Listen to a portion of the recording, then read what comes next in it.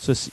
Alors, quand je parle d'espérance mathématique, on peut résumer le tout, OK, par la phrase suivante. Il s'agit de la somme des probabilités des résultats et des probabilités correspondantes. En d'autres mots, on va faire l'éventail, on va sortir tous les gains possibles, autant positifs que négatifs, parce que ça se pourrait des gains négatifs. Imaginons un jeu qu'il faut que tu payes 5 $ pour jouer, puis tu ne gagnes pas, ben tu viens de perdre 5 $. OK? Bon, les gains positifs, les gains négatifs, puis on va associer à ça les probabilités de chacun des gains. Un exemple facile, je pourrais vous mettre dans un plat complètement hermétique que vous ne voyez pas où ce que vous pigez. Je vous mets des billes de couleur. Je vous dis, dans ce plat-là, j'ai mis 30 billes. Il y a une bille verte. Il y a 10 billes bleues, 19 billes rouges. Là, je suis rendu à 20. Non, je suis rendu à 30. C'est bon, c'est fait. 19 billes rouges, 10 billes bleues, une bille verte. Là, vous me voyez aller. Là, maintenant, je pourrais dire, OK, ça coûte 2 $ pour jouer. Si tu piges une bille rouge, celle qui en a le plus, alors tu perds ta mise. Si tu piges une bille bleue, il y en a juste 10, tu gagnes 4 $. Et si tu piges une bille verte, tu gagnes 5 $. Je ne peux pas dire ça comme ça. Puis là, je pourrais vous faire jouer. Je vous dis, il y a des bonnes chances que je sois gagnant là-dedans. OK? Mais si on voulait connaître l'espérance de notre gain possible en tant que joueur, il faudrait simplement prendre les gains possibles. Alors, j'ai dit qu'on pouvait gagner 4 $, tu pouvais perdre ta mise, puis tu pouvais gagner 5 $. Et associé à ça, ben, d'avoir une verte, on avait une chance sur 30. D'avoir une bleue, c'était 10 chances sur 30. Puis une rouge, c'était 19 chances sur 30. Alors, je prendrais chacune des probabilités fois les gains possibles. C'est ce qui me donnerait l'espérance du gain en bout de piste. C'est comme une moyenne, en fait. Allons voir ça. Donc, on fait tourner la roulette ci-dessous et on remporte le lot inscrit dans le secteur où la flèche s'immobilise. Une genre de roue de fortune. Alors, je regarde ça ici. Je vais répertorier dans un tableau, c'est une des bonnes façons de faire, les gains possibles. Donc, quand je regarde cette roue-là, je peux gagner 0, 2, 5 ou 12 $. Alors, l'idée, bien entendu, je vous fais remarquer tout de suite parce que vous allez avoir un enfer où il y en a même qui ont fait des probabilités et qui se sont rendus compte que des fois, ils n'arrivaient pas exactement au résultat du corrigé. Qu'est-ce que vous remarquez de particulier ici? Tous les secteurs sont égaux, sont de la même grandeur. Ça, c'est bien important. Si jamais vous avez des secteurs qui ne sont pas égaux aux autres, vous essayez de trouver une division qui est commune. OK? Bon. Alors là, ici, on embarque dans les probabilités connues. Donc, je regarde 0. C'est quoi ma probabilité d'avoir 0 là-dedans? 5 sur... J'ai-tu 15 secteurs ou 16 secteurs? Je crois que j'en ai 16. Donc, j'ai 5 chances sur 16. D'avoir 2 $, ben, il y en a 4 secteurs. Donc, je vais avoir 4 chances sur 16. Bon, je fais la même chose pour les autres. Des 5 $, il y en a également 4. Et finalement, des 12, 3 sur 16. Normalement, c'est pas mal fait comme ça une roulette. Hein? Plus ce qui est payant, moins que tu en as. Fais juste regarder la roue de fortune. Les 250 000 ou le gros lot, tu n'en as pas beaucoup sur tous les secteurs. Puis Dieu sait qu'il y en a beaucoup de secteurs sur la roue de fortune. Alors, si je voulais calculer l'espérance de cette roulette-là, tout ce que j'ai à faire, c'est la définition que j'ai dit tout à l'heure. C'est le produit des gains fois la probabilité associée à chacun. Donc ici, l'espérance, je peux gagner 0 $ fois, ma probabilité de gagner 0 $, c'est 5 chances sur 16. Plus, je peux gagner 2 $ fois 4 chances sur 16. Plus, je peux gagner 5 $, j'ai 4 chances sur 16. Et finalement, je peux gagner 12 $ et j'ai 3 chances sur 16. Petite remarque ici. Il y en a peut-être qui se seraient dit, quand tu as fait tes probabilités, exemple celle-ci ou celle-ci, pourquoi ne pas les avoir simplifiées tout de suite? Eh bien, vous voyez que dans le calcul ici, quand je vais faire mes multiplications puis mes additions, j'ai tout avantage à garder un dénominateur commun. Donc, rapetissez pas, dans le fond, ne réduisez pas vos fractions avant la fin. C'est ce que je dis ici. Ici, là, c'est ce que je dis là-dedans. C'est avantageux de ne pas les réduire.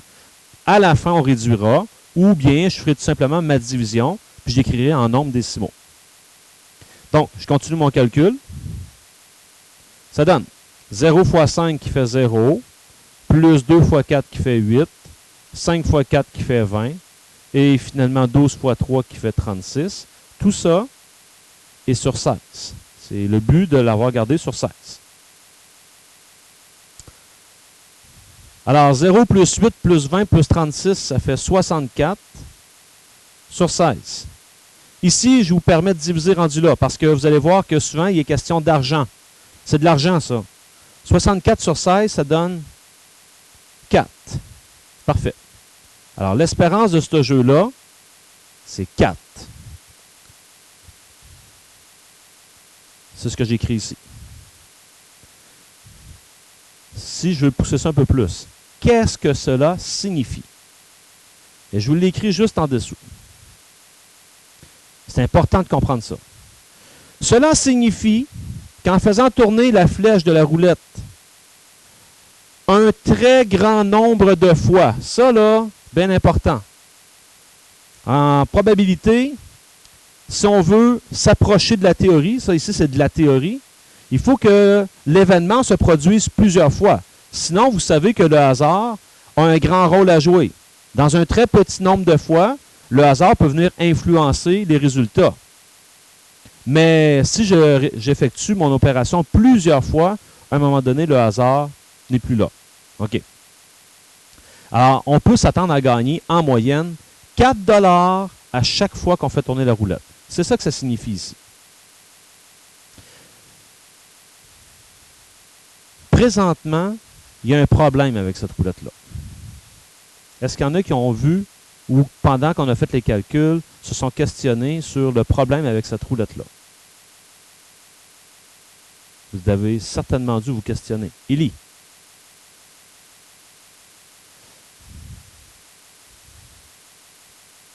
Pas nécessairement. Moi, je vous le dis, cette roulette-là, ça existe, dites-moi ce qu'elle est, je vais tout de suite jouer. Puis je vais jouer longtemps en tabarnouche à part de ça. Parce qu'il y a un bug. Luc? Oh non. Non. Ça. J'ai plus de chances de gagner que de perdre. Mais en fait, c'est sûr que je m'installe là et je la fais tourner, là, vous n'avez pas idée comment. Parce qu'à chaque fois qu'elle arrête sur quelque chose, c'est sûr que je reçois de l'argent. Au pire des pires, je ne reçois rien. C'est quoi qui ne marche pas? Il y a quelque chose qui ne marche pas. D'habitude, un jeu comme ça, là, faut que tu payes pour participer. OK? Il est là le problème. On n'a pas de mise. Donc, c'est sûr que la roulette est payante. Si on ne voulait pas mettre de mise, ça aurait pris des valeurs négatives dans la roulette. Tu as fait tourner, attends-toi que ça se pourrait que tu arrives sur moins 5. Tu ne gagneras pas 5 $. Il va falloir que tu payes 5 $. Donc là, ici, le problème, c'est qu'on n'a pas de mise. On n'a pas à payer pour jouer. La plupart des jeux qu'on connaît de hasard, ça ne marche pas comme ça. Tu mets une mise. Puis après ça, tu joues. Puis là, ça aussi, c'est assez subtil. Parce que là, tu payes 5 $ pour jouer. Et là, il y en a qui sont tous contents d'avoir gagné 5 $. As-tu gagné quelque chose si tu as gagné 5 $ puis que tu en as payé 5 pour jouer? Du tout. Même si tu avais payé juste 2 $ puis que tu gagnes 5 $, finalement, tu n'as pas gagné vraiment 5 $. Tu as gagné juste 3 $. OK? Ou à l'inverse, quelqu'un pourrait dire, j'ai perdu juste, mettons, j'ai perdu juste 2 $ parce que je n'ai pas gagné. Bon, on peut le voir comme ça. C'est ce qu'on va aller voir. On va prendre le même problème. Juste vous faire attirer votre attention ici. Ça, c'est important. L'espérance mathématique, on le note avec la lettre E. Ça, c'est universel. Donc, je reprends le même problème dans peu de temps, puis on va voir que Si j'y mets une mise, là, ça change un peu, par exemple. Et ça devient peut-être moins intéressant. En début de période, on a parlé de ceci, c'est-à-dire un jeu, ben le jeu peut être favorable aux joueurs, il peut être défavorable aux joueurs, ou le jeu peut être équitable. Maintenant qu'on a une meilleure idée de qu'est-ce que l'espérance mathématique, ben le jeu sera favorable dans le cas qu'on vient juste de voir, c'est-à-dire si l'espérance mathématique est positive. Défavorable, l'espérance mathématique sera négative. Et finalement, équitable, si l'espérance mathématique est 0, donc on dira nul. Égal à 0. Ici, là, mettez une étoile aux côtés de ça. Le ministère de l'Éducation, il aime bien utiliser ce mot-là dans un examen de fin d'année. Parce qu'il est subtil. Il passe ça rapidement dans une petite phrase. Le jeu est équitable. Puis là, il continue. Ça nous donne l'information que l'espérance du jeu est égale à 0. Et des fois, ça va nous être très utile dans la résolution de problèmes. Mais si vous allez voir, souvent, il passe rapidement. OK. Donc, on connaît ça ici. On va maintenant reprendre notre exemple. Mais là, cette fois-ci, je te dis, on va payer 5 $ pour jouer. On paye 5 $ pour faire tourner la roulette. Bon, là, on la connaît, la roulette, c'est la même. Imaginez, là, la roulette qu'on vient de calculer juste avant, là. On sait que l'espérance du gain est 4 $. Si c'est vous qui êtes propriétaire de la roulette, on est-tu d'accord que vous allez faire payer au moins 5 $ les gens pour la faire tourner? Si vous faites payer les gens 3 $, vous risquez de sortir de l'argent de vos poches en fin de journée. Ça, c'est sûr. Dans le pire des cas, vous chargez 4 $ aux gens pour la faire tourner, mais elle n'est pas rentable. Parfait. On va voir comment je pourrais calculer l'espérance lorsque il y a une mise en jeu. Il y a deux façons de calculer l'espérance mathématique. Je vous présente la première. La première, c'est de refaire exactement ce qu'on a fait tout à l'heure. C'est-à-dire, vous reprenez chacun des résultats avec les probabilités correspondantes. Donc, tout à l'heure, on avait le tableau qui était « je peux gagner 0, je peux gagner 2, 5 et 12 $. Les probabilités correspondantes, on avait 5 chances sur 16 pour lui, 4 chances sur 16, 4 chances sur 16, 3 chances sur 16. Ça, c'était mes probabilités correspondantes. On va le transformer, le tableau. On va s'intéresser, ici, là, moi j'appelle ça les gains nets. Quand on parle d'un gain net, ayez l'image dans vos poches, ce qui va réellement vous rester dans vos poches. En considérant que j'ai sorti ici 5 $ pour jouer. Donc, si j'ai sorti 5 $ pour jouer et que ça arrive sur le 0, voilà, je suis plus pauvre de 5 $. Si jamais la roulette elle arrive sur le 2, moins 3.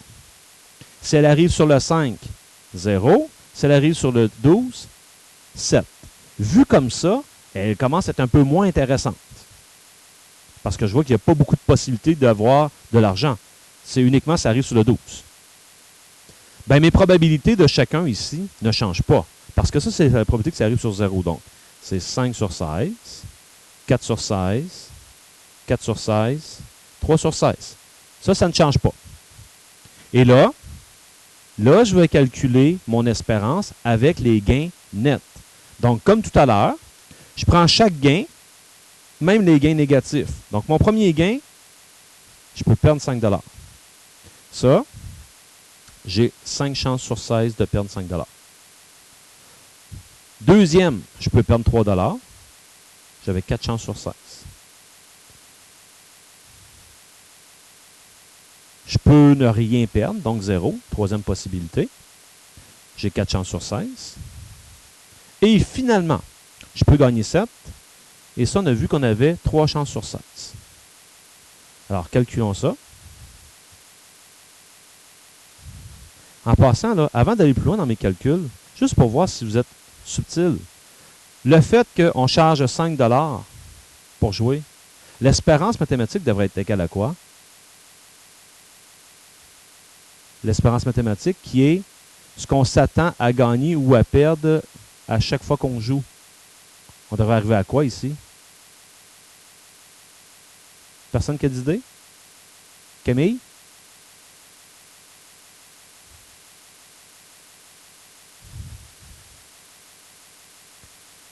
Oui. Ah, voilà. Si la roulette, elle a une espérance de 4, on l'a vu juste avant, ça veut dire qu'on s'attend de pouvoir gagner en moyenne 4 $ par tour. Mais là, tu charges 5 $ par tour. Donc, tu vas arriver, pour le joueur, à -1. C'est juste ça l'espérance. Donc, voyons ça ici avec ce qu'on a fait comme tableau. J'ai -25, -12, plus 0, plus 21. -25, -12, ça fait -27, -37, pardon. -37 plus 21, -16. Sur 16, qui donne le fameux -1 qu'on a déduit par logique. Bon, ben, ça veut dire que cette roulette-là, son espérance mathématique est de -1 si je charge 5 $ par tour. C'est ça que ça signifie. Ça, c'est la première façon de calculer l'espérance. Deuxième façon que vous risquez d'apprécier, de préférer à l'autre, c'est tout simplement de calculer l'espérance de la roulette. Et ici, c'est sans se préoccuper de la mise à jouer. Je ne me préoccupe pas de la mise. On l'avait vu tout à l'heure, l'espérance de la roulette, c'était 4. Après avoir fait ce calcul-là, là, je vais enlever le prix à payer. Ça, là, c'est la mise. Bien, on a misé 5 $. Ce qui me donne mon fameux -1. Qui est la même réponse qu'avant. OK? Ça ne veut pas dire qu'il y a moins de travail à faire. Il y en a du travail ici pour trouver notre fameux 4. Là. On a fait ça dans notre première page du cours. Et si on veut encore une fois s'assurer d'avoir bien compris ce que cela signifie, ben je l'ai mis ici. Cela signifie qu'en jouant un très grand nombre de fois, c'est important de le mentionner, on peut s'attendre à perdre en moyenne 1 $ par participation. C'est important de dire un très grand nombre de fois, OK? Parce que ça ne veut pas dire que la première fois que tu vas jouer, que tu vas perdre nécessairement 1 $. Ça se pourrait que ton premier tour de roulette, tu arrives sur le 12. Tu viens de gagner 5 $. 7 $. Ça se pourrait que la deuxième fois que tu la fasses tourner, tu arrives encore sur le 12. Tu as fait encore 7 $. Et là, qu'est-ce qui se passe dans notre tête? L'appât du gain. On continue. Puis là, je vais en faire encore plus. Mais là, à un moment donné, tu vas te mettre à tomber sur le 0. Oups, tu viens de perdre 5. Tu vas tomber sur le 2. Tu viens de perdre 3. Et ainsi de suite. Ben, je te garantis que si tu joues un grand nombre de fois, à la fin, tu auras perdu en moyenne 1 $ par tour. C'est ça que ça signifie. Pour que ce jeu soit équitable, avec ce qu'on vient de voir, vous allez être capable de comprendre ça facilement. Le prix à payer pour y participer devrait être de 4 $. S'il est 4, puis que l'espérance c'est 4, ça arrive even.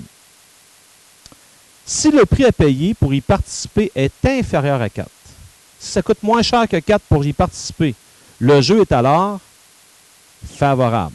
Il va être favorable.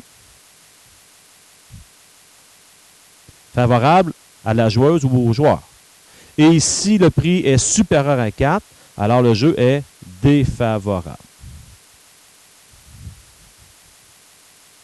Bon, ben, vous avez maintenant la théorie pour l'espérance d'un jeu. Maintenant, à partir d'ici, ce qui va rendre une espérance mathématique difficile pour vous à calculer, eh bien, c'est vos concepts, vos connaissances de base sur les probabilités. Vous comprendrez que, après avoir dit, peu importe le jeu, là, imaginez les jeux que vous voulez, là, les jeux de gratteux, les jeux de flipper des pièces de monnaie, les jeux de dés. Les gains sont faciles à répertorier quand on vous les présente. Ce qui vient difficile, c'est de trouver mes probabilités de gain et mes probabilités de perte. Ça, c'est là que le défi est. Là. Parce que si vous n'avez pas vos probabilités respectives, vous n'êtes pas capable de calculer l'espérance du jeu. En voici un exemple. On lance 3 fois de suite une pièce de monnaie. Si on obtient 3 fois le côté pile ou 3 fois le côté face, on gagne 4 $. Sinon, on perd 2 $. Détermine l'espérance mathématique de ce jeu. Moi, vite, vite comme ça, je t'embêtais à savoir si ça serait tentant ou pas de jouer. Alors, je reprends le concept de espérance. Est-ce que vous êtes en mesure de me dire, pour calculer l'espérance, qu'est-ce que j'ai besoin comme information? Qu'est-ce qu'on doit retrouver? Je vais demander ça. Louis-Guy. Louis-Guy, qu'est-ce qu'on a de besoin? Donne-moi juste des éléments. Tu dis, bon, il va falloir que je trouve ça. Il va falloir que je trouve ça. OK. Donc, toi, tu sais qu'il va falloir qu'on travaille avec les côtés pile et face. Qu'est-ce que tu as besoin comme probabilité?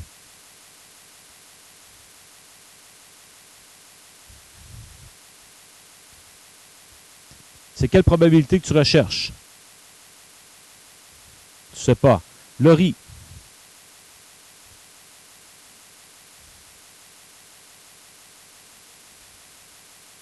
Une seule fois?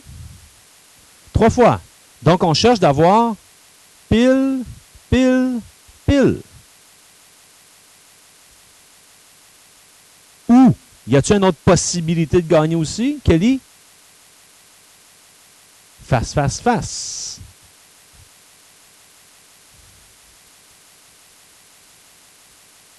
Ou, y a-t-il une autre possibilité de gagner?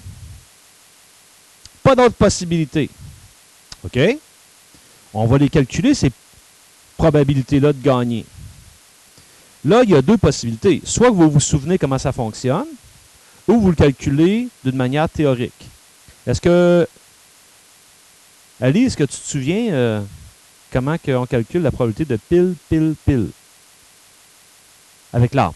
OK. Donc là, ce que tu pourrais faire, mettons que tu t'en souviens pas, tu pourrais dire, OK, je me souviens qu'on faisait ça comme ça. On faisait ça comme ça. Ça va, ça? Puis, qu'est-ce que ça signifie? Ben, ici, là, je viens de faire 3 lancers. On comprend que plus je fais un nombre de lancers élevé, plus ça se complique. J'ai ici mon premier lancer. Je peux avoir pile ou face. J'ai ici mon deuxième lancer. J'ai plein de possibilités. Ça dépend de ce qui s'est passé avant. J'ai mon troisième lancer. Nous autres, ce qui nous intéresse dans notre problème, c'est lui ici, c'est-à-dire pile, pile, pile. Puis lui ici, face, face, face. C'est quoi la probabilité d'avoir pile, pile, pile?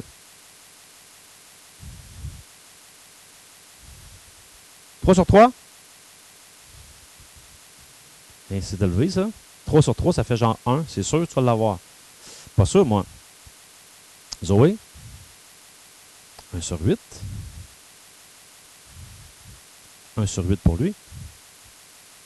Il y a 8 possibilités. Ou on peut le voir d'une autre manière. D'avoir, je vais revenir ici, là, parce que oui, tu peux faire l'arbre pour t'en sortir, mais tu pourrais y aller logiquement. D'avoir pile, pile, pile. 3 lancers. Au premier lancer, c'est quoi tes chances d'avoir pile? Une chance sur 2. Deuxième lancer, une chance sur 2, puis une chance sur 2. Puis qu'est-ce que je demande chacun? Un fois. Pourquoi, Sandrine? C'est et. Pile, et, pile, et, pile. Ça me prend 3 piles. Donc, vu que c'est et, c'est fois. Puis une demi fois une demi fois une demi, ça fait un huitième. Donc, ça m'évite de faire l'arbre. Je peux le faire comme ça aussi. Parce qu'il y a des fois, ça va être des jeux de tu piges une bille, tu la remets pas dans le pot, tu en repiges une autre, tu la remets pas dans le pot, puis tu en piges une troisième. Puis là, je te demande, c'est quoi la probabilité d'avoir une bleue suivie de 2 rouges, par exemple? ou une verte suivie de 2 rouges. Mais en fait, pour gagner, là, il faut que tes 2 dernières soient exactement des rouges. Mais on se fout de la première. Bien là, les possibilités varient. Il faut que tu trouves tes probabilités. Puis là, ta question, ça serait, ben, ma bille, je la remets-tu après l'avoir pigée ou je la remets pas? C'est-tu avec ou sans remise? Il faudra que je calcule ça. Et même principe ici, c'est 1/2 fois 1/2 fois 1/2, qui fait 1/8. Bon, ça là, c'est mes gains. C'est quoi ma probabilité totale de gain? Voilà, 2 chances sur 8. Pourquoi je sais que ça faisait 2 sur 8? C'est que c'était une ou l'autre, puis un ou en probabilité, j'additionne. OK? Donc là, on vient de trouver ma probabilité de gain. C'est quoi la probabilité de ne pas gagner? Le reste, bien dit, c'est le reste. Toutes les autres, ben, il m'en reste 6 sur 8. Parfait. Ça, je devais sortir ça. Par la suite, l'espérance de ce jeu-là, eh bien, je le calcule comme ceci. L'espérance du jeu égale. Je prends mes gains fois les probabilités. On me dit que tu peux gagner 4 $. 4 $, c'est si tu arrives avec pile, pile, pile, face, face, face. On a vu que ça, j'avais 2 chances sur 8.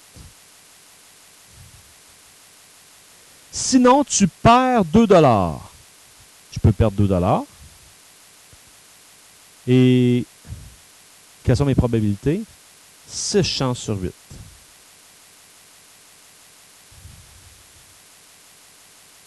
Ce qui donne 8 moins 12 qui fait moins 4 sur 8. Ou si vous voulez, moins 0,50. Alors, est-ce que le jeu est favorable ou défavorable? Défavorable. Et ça veut dire quoi, vu que c'est moins 0,50 là? Qu'est-ce que ça veut dire?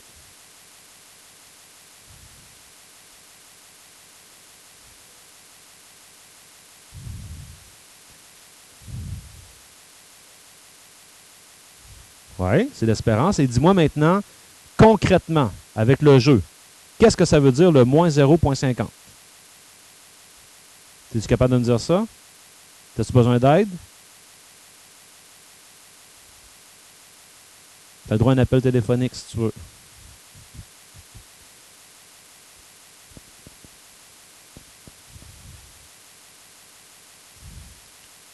Annika?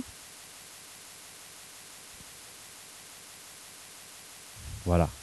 Et elle a bien dit, si tu joues souvent, si tu joues un grand nombre de fois, tu vas perdre 50 sous. Moi, je vous relance la question suivante. On aurait été capable de payer jusqu'à combien si tu as pile, pile, pile, face, face, face, et que le jeu, à la limite, là, il devient équitable. On aurait pu payer jusqu'à combien?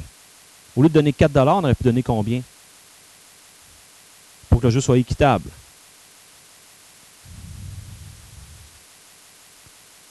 « 50 sous? Non. Combien que j'aurais pu donner au joueur qui réussit pile, pile, pile, ou face, face, face, sachant que s'il ne l'a pas, il me donne 2 $. Moi, j'aurais pu donner combien et que ça aurait fait en sorte que le jeu aurait été tout de même équitable. Donc, moi, ça ne m'aurait pas plus coûté d'argent. Emmanuel, ça te donne quoi? OK. Regardez, juste par la logique des choses. Ça fait moins 12. Mais moi, je vous dis, lui ici, là, je me demande combien j'aurais pu donner à la place de 4 pour que ça devienne égal à 0. J'aurais pu donner 6. 6 fois 2 qui fait 12. Moins 12, 0. Ça veut dire que dans ce jeu-là, là, on aurait pu dire, hey, on te donne 6 $ si tu réussis. Tu donnes 2 $ si tu ne l'as pas. Et le jeu demeure quand même équitable. Donc, ça veut dire que pour le rendre encore plus intéressant, là, j'aurais pu me rendre facilement jusqu'à 5 $ et le jeu est encore défavorable aux joueurs. Et ça commence à être intéressant, là. Ben, en fait, intéressant, oui, puis non. Mais c'est tentant pour le joueur de jouer à ça. Quand je l'ai, quand je le réussis, ça me donne 5. Et si je ne l'ai pas, je donne juste 2. Hey, c'est plus que 2 fois plus, cela, là.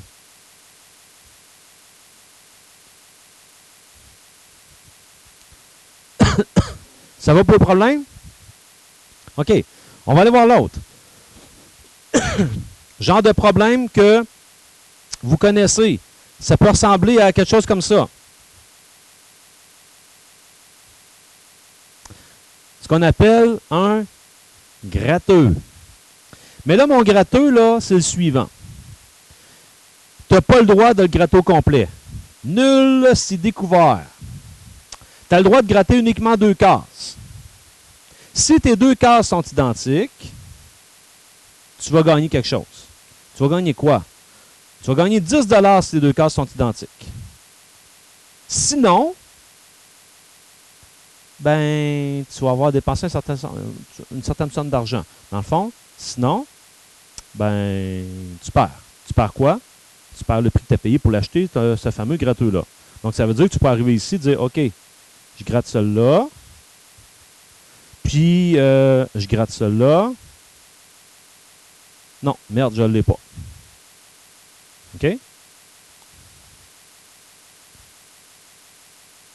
Bon. Alors, prenons le temps de le lire. La carte à gratter est un jeu de loterie populaire. Dans l'exemple ci-dessous, si la personne qui joue découvre 2 symboles identiques sur la carte, elle gagne 10 $. Sinon, elle aura dépassé un certain nombre d'argent pour acheter cette carte. Combien coûte cette carte à gratter si ce jeu est équitable? OK, ça veut dire quoi, ça, ici?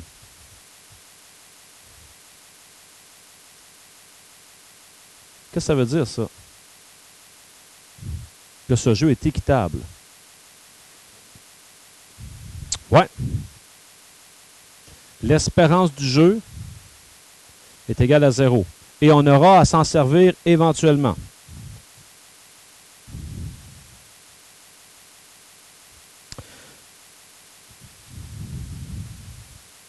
OK. Donc, comme tout à l'heure, ici, il faut que j'aille sortir mes possibilités de gain puis mes possibilités de perte. OK. Les gains.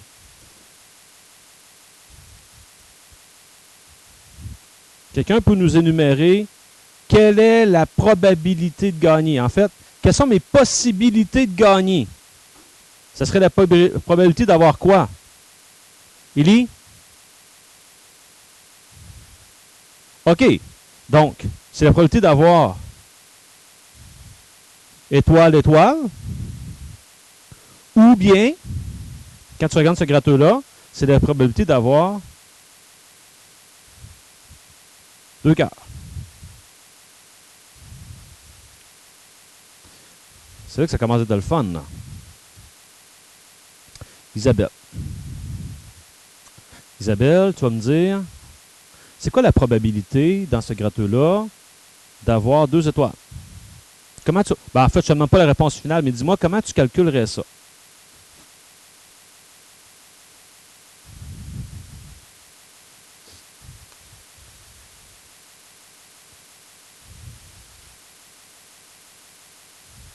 Oui.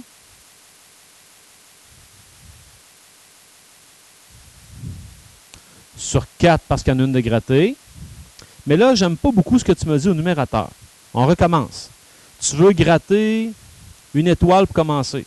C'est quoi tes chances de gagner? Tu as 2 chances sur 5 au début. OK?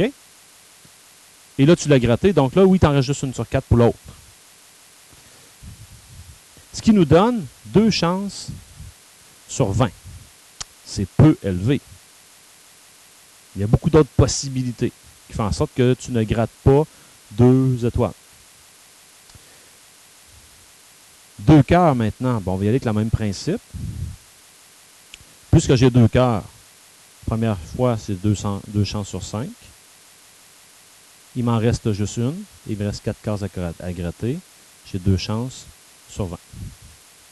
Donc, ma probabilité de gain,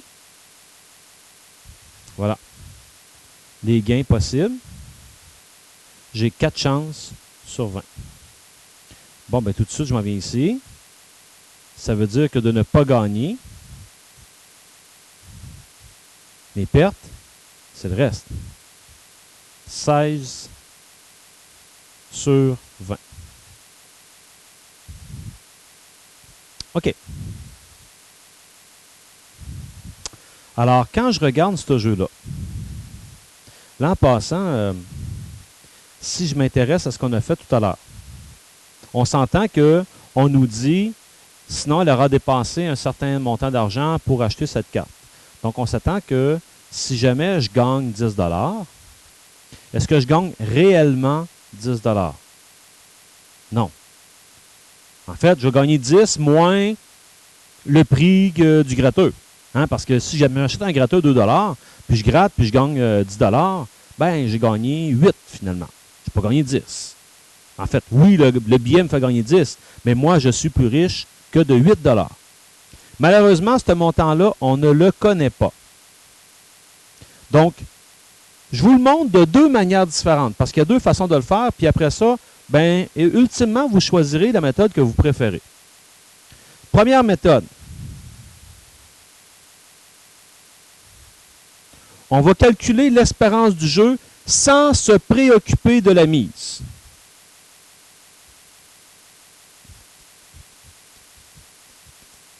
Donc, dans ce temps-là, je prends les gains fois la probabilité du gain. Même le gain, rien gagné. Donc, ici, l'espérance du jeu. Qu'est-ce que je peux gagner? On me dit, tu peux gagner 10 $. Je peux gagner 10 $, à condition d'avoir deux symboles identiques. C'était quoi notre probabilité de ça? 4 sur 20. Plus, vous allez voir que ça n'aura pas grand-chose le plus qu'on va mettre là. Sinon, tu gagnes rien, hein, parce qu'on dit que tu perds le montant que tu aurais mis pour acheter ton billet. Ça, c'est la mise. Donc, sinon, tu gagnes 0.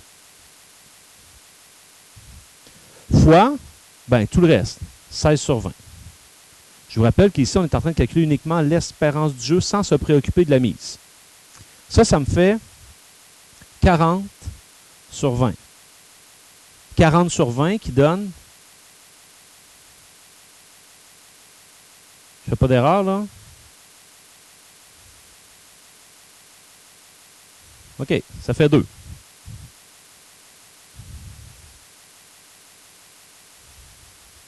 OK.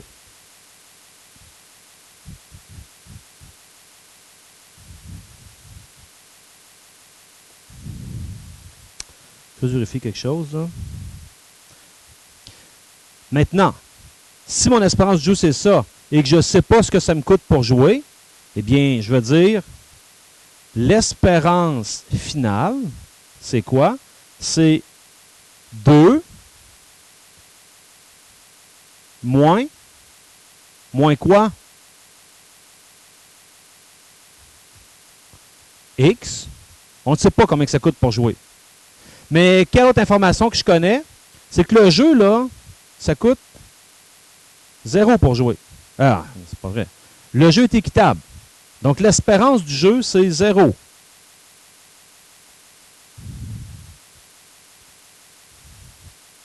Donc, combien il faut que je paye pour jouer? Ben, ça fait que 2 égale X. Si ça coûte 2 $ pour jouer, le jeu est équitable. Bon. Je vais le faire de l'autre méthode. On va prendre chaque gain, mais on va aller s'intéresser au gain net. OK, le gain net. Lorsque je gagne 10 $, c'est quoi mon gain net? Oh, attention, on ne sait pas que c'est 2 présentement, là. Donc, je recommence le problème. Donc, ce serait quoi normalement? Je ferais 10 moins X. 10 moins le X ici qui est le prix du billet qu'on ne connaît pas. Et quand je gagne rien, finalement, qu'est-ce qui se passe? Je suis plus pauvre de mon prix d'achat. Moins X. Mais mes probabilités de chacun ne changent pas. On les a calculées tantôt. Donc, regardez bien ça. L'espérance du jeu, qui est 0, égale. Je prends chaque gain fois la probabilité du gain. Le premier gain, c'est 10 moins X fois, ça, j'avais 4 chances sur 20 que ça se produise. Je pourrais perdre aussi ma mise. Ça, c'est, si je ne réussis pas à avoir deux symboles identiques, la probabilité de ça, c'est 16 sur 20. Alors, ce qu'on a à faire ici, c'est de calculer la valeur de X. Donc, j'ai 0 égale. Ici, on doit appliquer notre distributivité. Donc, ça fait 40 moins 4X moins 16X sur 20. Je peux regrouper mes X. Donc, ça fait 0 égale 40 moins 20X sur 20. Là, ici, vous avez à résoudre une petite équation. Jamie, tu ferais quoi à partir d'ici pour résoudre cette petite équation-là?